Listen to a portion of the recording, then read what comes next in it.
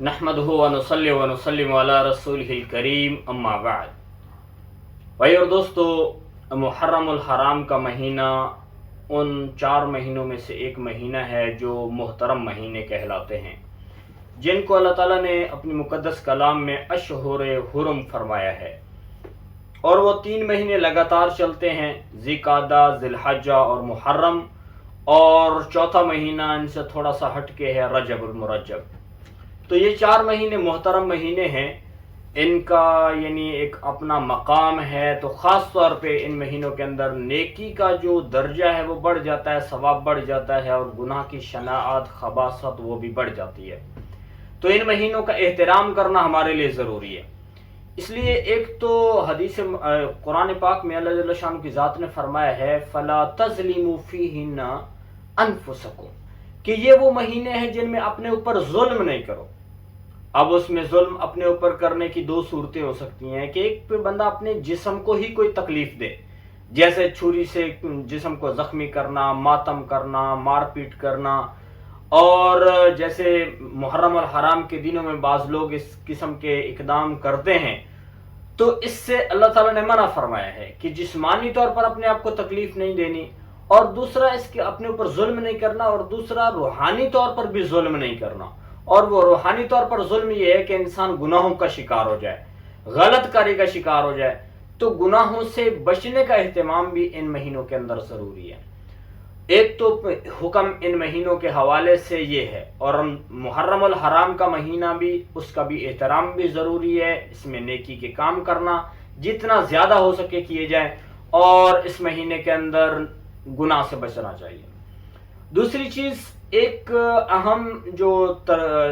بات ہے وہ یہ ہے کہ وہ تو ہر مہینے کے لیے مستحب اور سنت عمل ہے کہ جب کبھی چاند نظر آئے تو ہمیں چاند کو دیکھ کر دعا پڑھنی چاہیے۔ وہ دعا ہے اللہم اہلہ علینا بالامن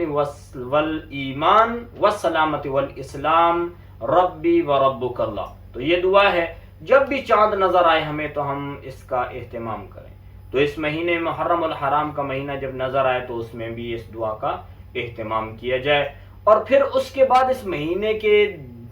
جو مہینہ ہے اس کی فضیلت ایک اور طرح سے بھی حدیث میں آتی ہے کہ نبی پاک صلی اللہ علیہ وسلم کی روایت ابو ہریرہ سے ہے رضی اللہ عنہ، وہ روایت کرتے ہیں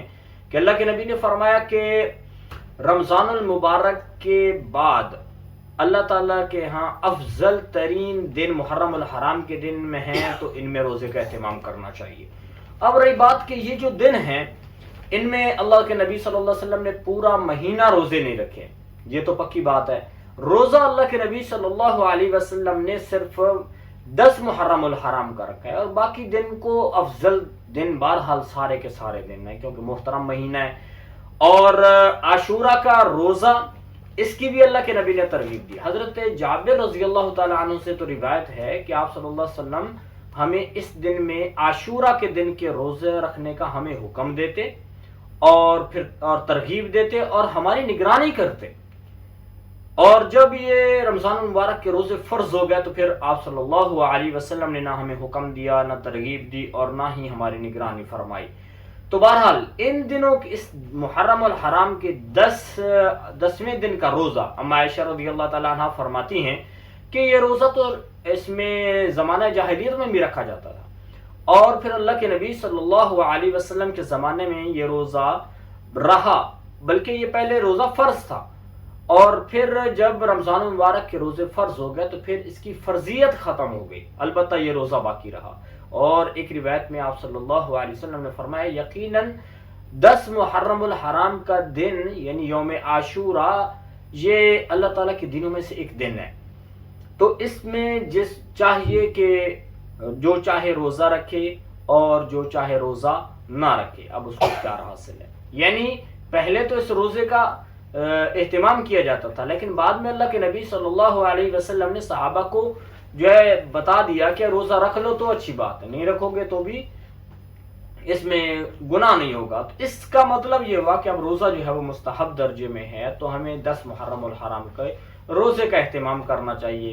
ثواب حاصل کرنے کے لیے۔ اور ایک روایت میں تو یوں آتا ہے کہ اللہ کے نبی صلی اللہ علیہ وسلم نے جب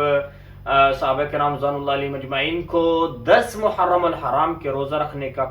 حکم دیا اور فرمایا، ترغیب دی، تو صحابہ نے عرض کی یا رسول اللہ یہ دن کا روزہ تو یہودی بھی رکھتے ہیں۔ تو آپ صلی اللہ علیہ وسلم نے فرمایا کہ اب اگر آئندہ سال میں زندہ رہا تو میں اس کے ساتھ ایک اور بھی روزہ رکھوں گا، 9 کا اور 11 کا، ان دونوں میں سے ایک۔ یعنی اس کے متعلق جو یہ بات فرمائی گئی ہے اس لیے کہ تاکہ یہودیوں کے ساتھ مشابہت لازم نہ ہے، اور اس وقت میں پھر 9 اور 10 کا روزہ رکھا جاتا تھا، پھر بعد میں جو ہے بزرگان دین اس کا اہتمام کرتے رہیں،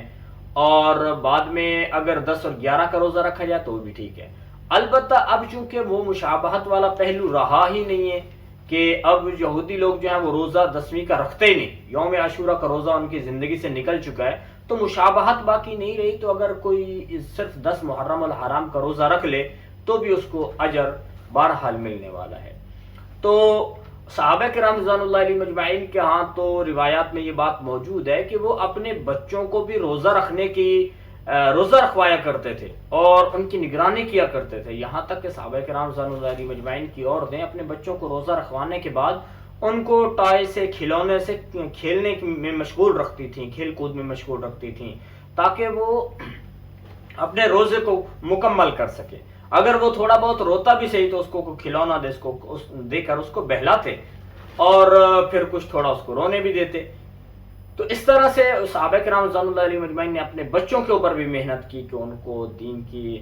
وہ اعمال جو ہماری زندگی میں بہت ضروری ہیں، اہمیت کے حامل ہیں، جیسے کہ نماز ہے، اور نماز کو کسی حال میں چھوڑا نہیں جا سکتا، اور دوسری چیز کہ روزہ ہے اور روزے کا اہتمام، تو اس میں صحابہ کرام رضوان اللہ علیہم اجمعین نے اپنے بچوں پر بھی محنت کی ہے۔ تو بہرحال یہ جو عاشورہ کا دن ہے یہ افضل دن ہے، اس کا اہتمام کرنا چاہیے، اور روزے کا اہتمام، اور اس کے ساتھ ساتھ ایک اور حدیث بھی آتی ہے، حدیث میں ایک اور عمل بھی موجود ہے کہ اس دن میں اپنے اہل و عیال کے اوپر دسترخوان کو کھلا کرنا چاہیے، یعنی عام روٹین سے ہٹ کے کو اچھا کھانا بنا کے اس دن میں کھانا چاہیے۔ لیکن اس حدیث کے حوالے سے جو بہت سارے علماء نے یہ بات فرمائی ہے کہ بھئی یہ حدیث ضعیف ہے، اور بعض ہمارے جمہور جو علماء ہیں وہ تو فرماتے ہیں کہ بھئی کیا کرنا چاہیے اس دن میں، ذرا گھر والوں کو اچھا کھانا پینا اور اس کا اہتمام کرنا چاہیے۔ لیکن دوسری طرف جب دیکھا جاتا ہے کہ بھئی ایک طرف حدیث جو پکی احادیث مبارکہ ہیں، یعنی قوی جو احادیث مبارکہ ہیں، ان میں یہ آ رہا ہے کہ اس دن میں روزہ رکھا جائے، اور دوسری حدیث یہ جو ہے یہ ضعیف حدیث ہے، اور اس میں آ رہا ہے کہ دسترخوان جو ہے وہ ذرا اور زیادہ کھلا کرنا چاہیے، یعنی کھانے پینے کا دن اس کو قرار دیا جا رہا ہے۔ تو یہ دونوں چیزیں ایک دوسرے سے متضاد ہیں، اور اس لیے جو ہے وہ زیادہ افضل جو عمل ہے وہ والا ہے، اور یہ ضعیف حدیث ہے۔ اگر کوئی مثلاً اس عمل کو کرتا ہے اور ثواب کی نیت سے کرتا ہے، کسی کا اکرام کرتا ہے، تو بہرحال وہ کر سکتا ہے، لیکن مخصوص اس دن کے اندر کہ بھائی کھلانا پلانا ضروری ہے، اہتمام کرنا چاہیے، شریعت کا حکم ہے، ایسی کوئی بات موجود نہیں ہے شریعت کے اندر، اور نہ شریعت نے اس چیز کا کوئی حکم دیا۔